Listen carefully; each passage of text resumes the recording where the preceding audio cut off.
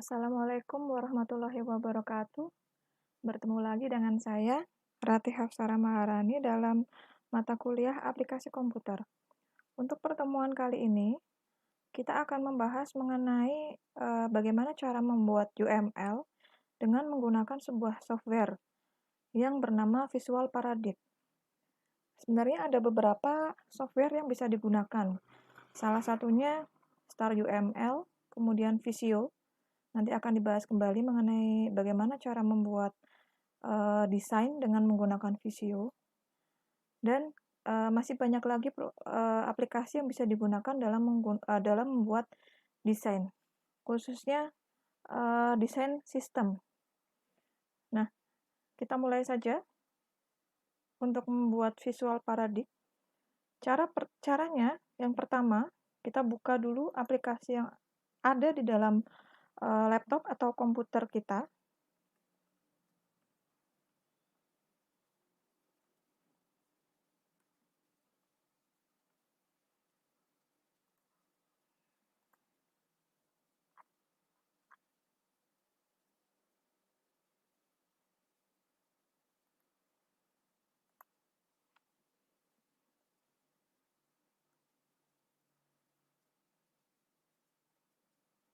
Nah, seperti ini tampilan awal.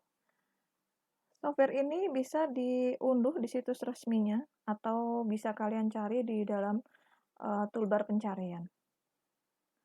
Nah, untuk Visual Paradigm adalah software yang dapat membantu dalam pembuatan data flow diagram, use case, entity relationship diagram atau biasa disebut dengan ERD, activity diagram, kemudian class diagram, sequence diagram, dan lain-lain. Nah, ini adalah tampilan awal dari Visual Paradigm. Kemudian, cara menggunakannya, misalnya, saat ini kita akan membuat sebuah use case dengan menggunakan Visual Paradigm.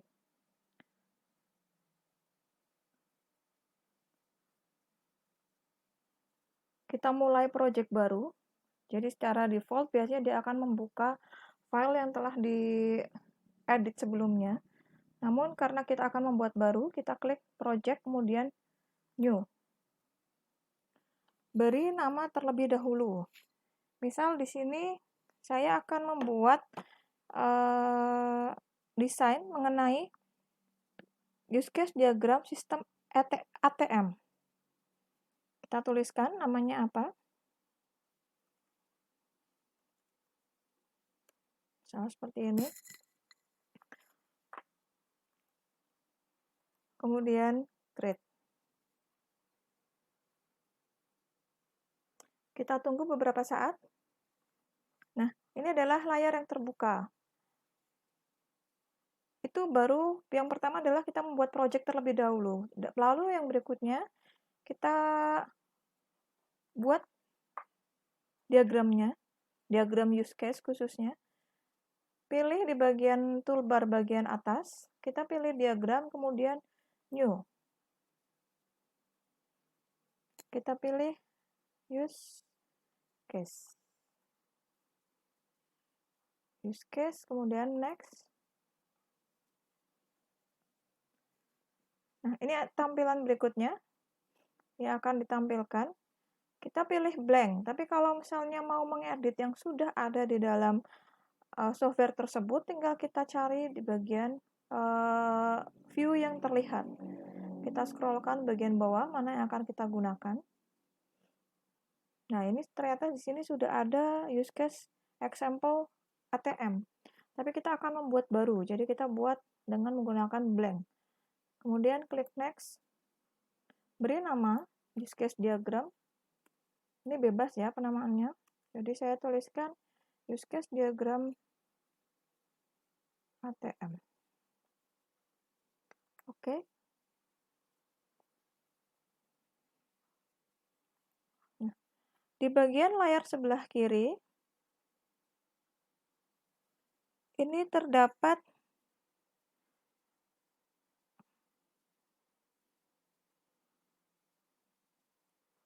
Di bagian layar sebelah kiri, ini terdapat diagram toolbar. Ini akan kita gunakan ketika kita membuat sebuah diagram, entah itu saat membuat use case, atau membuat activity, atau membuat sequence, kelas, dan lain-lain. Dia akan selalu muncul toolbar diagram di bagian sebelah kiri. Kemudian layar tengah ini adalah layar pengerjaan kita. Jadi misalnya kita akan membuat use case ATM di sini. Untuk UML, kita butuhkan beberapa simbol. Simbol yang akan kita gunakan adalah pertama aktor. Kemudian kita gunakan simbol use case itu sendiri. Proses apa yang akan kita lakukan. Nah, ini sering kita gunakan. Kemudian ada juga yang sering digunakan lain adalah nanti kita gunakan konektor, kemudian include, extend. Nah, satu persatu misalnya kita akan membuat use case ATM, kita beri nama dulu. Bisa diklik di bagian simbolnya, klik kiri 2 kali dengan menggunakan mouse, kemudian ketikkan siapa nama aktornya. Misalnya di sini ada aktor nasabah, kemudian saya butuhkan satu lagi untuk aktor, ini adalah petugas. Terus kemudian ini satu lagi adalah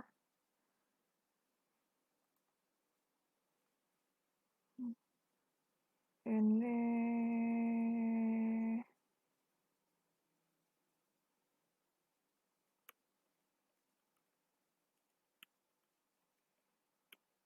seperti ini sebagai contoh ya.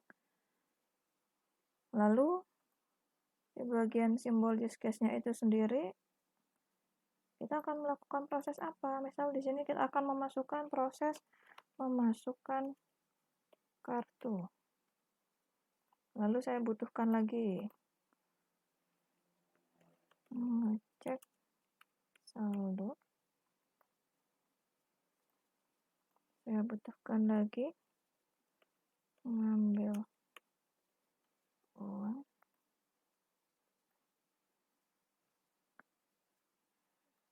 Saya butuhkan lagi, ini nanti saya buat sekitar ada 7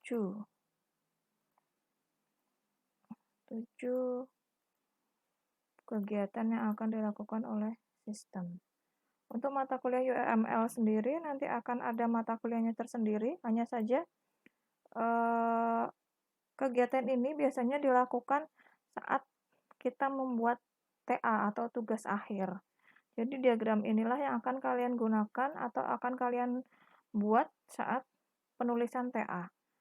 Tapi untuk aplikasinya sendiri bebas, silahkan.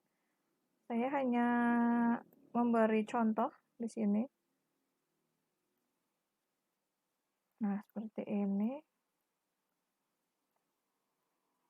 Tinggal kita beri nama.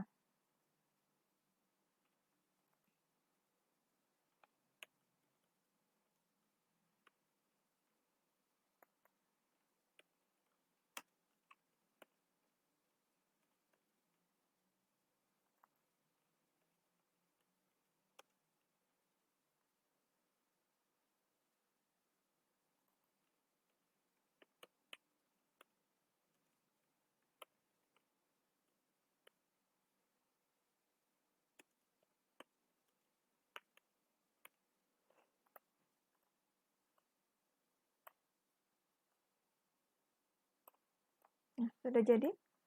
Kemudian kita hubungkan antara aktor ini dengan proses yang dilakukan.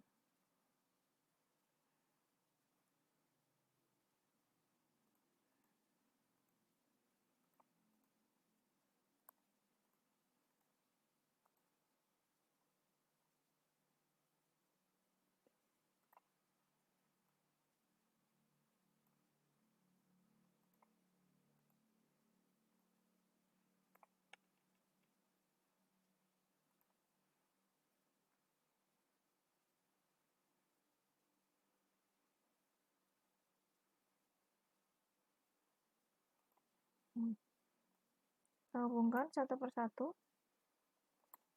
Misal nasabah akan memasukkan kartu, kemudian akan mengecek saldo. Mengecek saldo ini berhubungan dengan sistem inti perbankan. Kemudian nasabah kegiatannya akan mengambil uang, mengirimkan uang,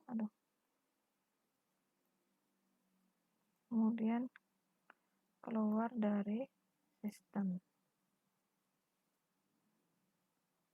Dalam proses memasukkan kartu, ini dibutuhkan sebuah proses lanjutan, yaitu memasukkan PIN. Berarti kita butuhkan include, memasukkan PIN. Lalu petugas akan mengupdate informasi kotak deposit. Tapi sebelum mengupdate, petugas akan memasukkan kartu terlebih dahulu. Kita perbaiki biar tidak saling tumpang tindih. Nah, seperti ini. Kemudian petugas setelah mengupdate informasi, dia akan keluar dari sistem. Nah, sistem inti perbankan dia meliputi proses-proses yang ada di sini. Mengecek saldo, mengambil uang, mengirim. Nah, sudah jadi seperti ini. Ini untuk use case sistem ATM. Jangan lupa kita beri jangan lupa ini adalah sebuah sistem. Nah, tinggal kita tuliskan sistem ATM. Sudah jadi. Seperti ini cara membuat use case diagram. Nah, dari use case diagram biasanya kita akan membuat diagram lain. Diagram lain misalnya activity diagram atau sequence diagram. Sebelum masuk materi pembuatan activity diagram, kita bisa merubah penamaan dari diagram use case tadi dengan klik kanan di bagian atas. Ini ada tulisan use case diagram ATM. Klik kanan, rename. Kemudian tinggal kita rubah untuk apa sih nama use case tersebut. Kalau sudah, tinggal di enter. Nah, kita akan membuat baru untuk activity diagram. Klik diagram, pilih new. Nah, kita cari. Di sini ada beberapa diagram yang bisa kita gunakan. Mulai dari diagram tadi yang sedang kita buat, use case, activity, ERD juga bisa kita buat di sini. Kemudian bisa juga kita membuat sequence, kemudian kelas diagram, dan lain-lain. Nah, kita akan membuat activity.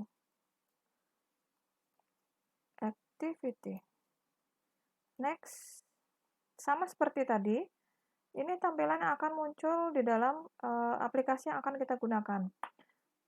Kita akan membuat baru, otomatis kita pilih blank. Tapi kalau kita ingin menggunakan yang sudah ada di dalam software tersebut, tinggal kita pilih. Mau kita gunakan yang mana. Tapi karena kita akan membuat baru, kita klik blank, kemudian next. Beri nama terlebih dahulu.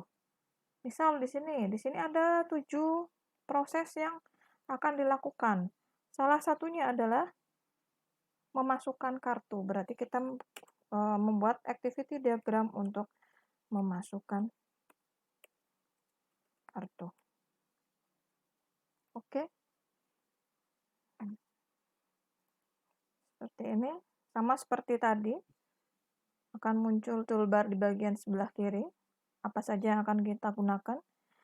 Untuk activity diagram, kita butuhkan sebuah swim lane. Jadi, langkah pertama adalah membuat swim lane. Swim lane bisa kita pilih, ada 2 penggunaan, ada horizontal, ada vertikal. Tapi yang biasa kita gunakan adalah posisi vertikal. Untuk horizontal biasanya digunakan saat kita membuat BPDM atau alur BPDM. Kita klik vertical swimlane, sudah dipilih seperti ini, tinggal kita klik di sembarang tempat, tapi jangan terlalu jauh. Nah, sel ini, kemudian kita edit. Secara default ukurannya memang sangat kecil, bisa kita besarkan. Untuk ukurannya tinggal digeser saja untuk swimlane tersebut.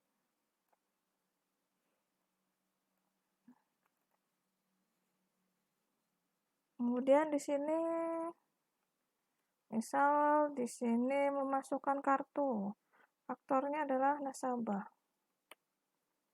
dan sistem.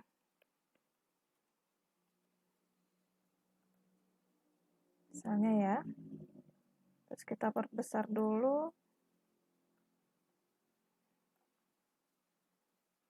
Nah, untuk activity diagram, saat kita memulai sebuah proses, kita gunakan simbol start atau initial node. Nah, ini simbol bahwa proses tersebut akan dimulai.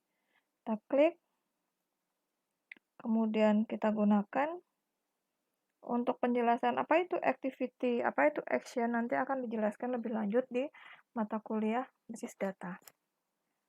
Kemudian kita masukkan aktivitas yang akan dilakukan oleh nasabah adalah memasukkan kartu. Kita klik activity, kemudian bentuk, tuliskan kegiatan yang akan dilakukan, memasukkan. Nah, kalau terlalu besar, ukurannya bisa kita perkecil. Misalnya seperti ini. Kemudian setelah memasukkan kartu, sistem akan memvalidasi. Actionnya validasi kartu.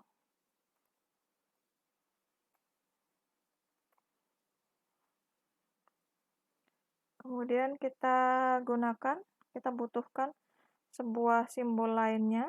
Untuk validasi itu membutuhkan sebuah namanya itu decision node. Keputusan ya dan tidak. Validasi kartu, apakah kode valid? Seperti ini.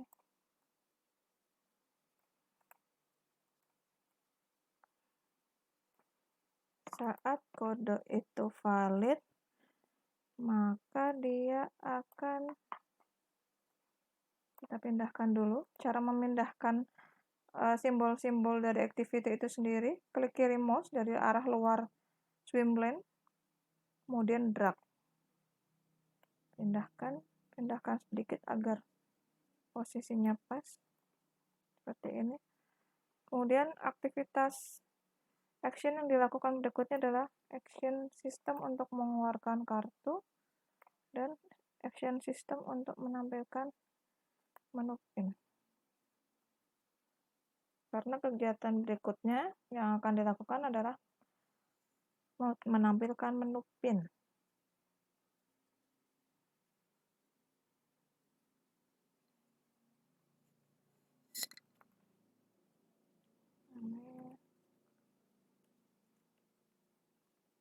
Jadi kita bentuk dulu simbol-simbol yang ada, baru kita berikan control flow-nya atau garis-garisnya.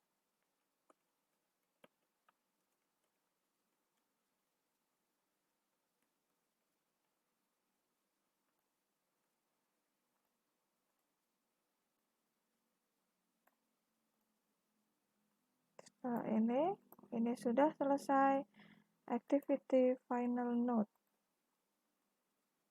Nah, sudah selesai seperti ini, tinggal kita beli. Alurnya seperti apa sih? Pertama, mulai masukkan kartu. Kemudian setelah memasukkan kartu, sistem akan memvalidasi kartu. Apakah kartu yang dimasukkan valid? Kalau valid, maka dia akan menampilkan menu PIN. Kalau tidak valid, maka dia akan mengeluarkan kartu kembali. Nah, setelah itu, setelah semua proses dilakukan, maka proses akan berhenti, dilanjutkan dengan activity diagram yang lain.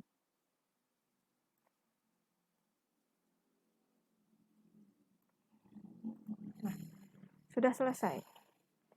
Saya tidak memberikan contoh dari semua aktivitas yang akan dilakukan ya, jadi hanya mencontohkan salah satunya saja.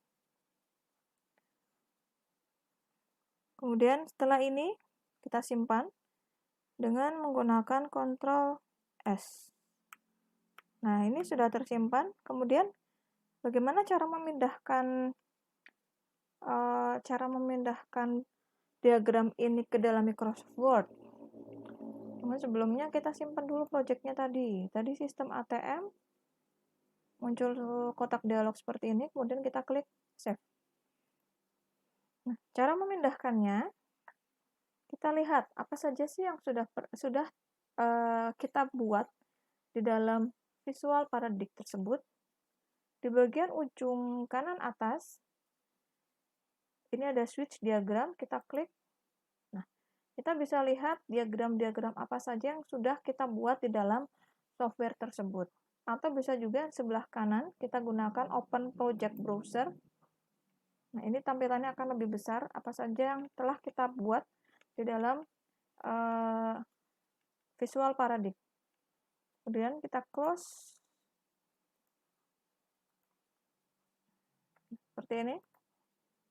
Nah, kita import. Agar dia bisa berpindah ke dalam Microsoft Word, kita convert dari software yang ada menjadi dalam bentuk gambar. Kita klik di bagian atas, ini ada project.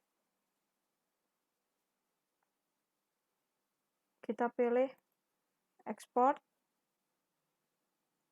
Kita pilih, di sini ada beberapa pilihan. Ada active diagram. Active diagram itu maksudnya diagram yang sedang aktif atau yang sedang terbuka, hanya itu saja yang akan dikonvert ke dalam bentuk gambar, atau semua diagram yang ada. Diagram as image. Kita pilih yang kedua, misalnya diagram as image, klik. Kita pilih mana saja yang akan kita convert atau konversi dalam bentuk gambar, sehingga bisa dipindahkan ke dalam Microsoft Word. Misal saya pindahkan semuanya, kemudian kita klik export.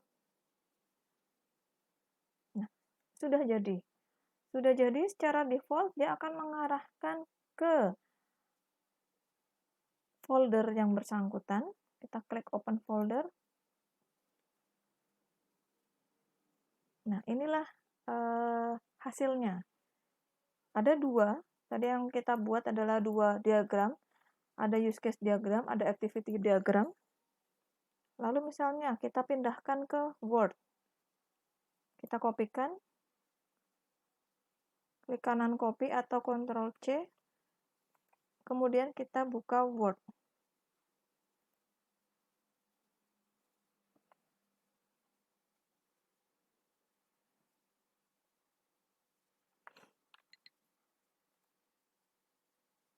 Setelah itu kita paste. Nah, sudah jadi. Seperti ini. Lebih mudah ya. Kemudahan itu tergantung kita akan menggunakan software mana. Kalaupun kalian memilih untuk menggunakan Visio pun tidak masalah. Nah, demikianlah untuk tutorial singkat mengenai bagaimana cara membuat UML dengan menggunakan software Visual Paradigm. Terima kasih, mudah-mudahan ilmu yang saya sampaikan bermanfaat dan dapat digunakan kalian saat masa pembuatan proposal atau membuat laporan TA.